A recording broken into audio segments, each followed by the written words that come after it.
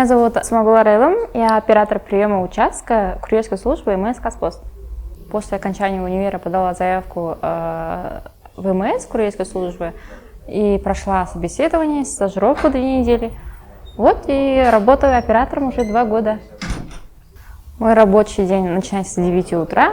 Сначала открываю кассу, потом приведу в порядок рабочее место и жду клиентов.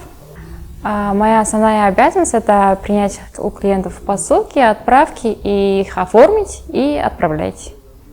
Самое важное в нашей работе – это умение общаться с людьми, с клиентами.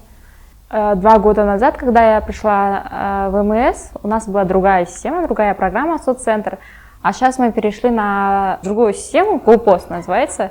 Это не только нам и клиентам тоже очень удобно. Они могут, не выходя из дома, вызвать курьера и при нем все оформлять и отправить.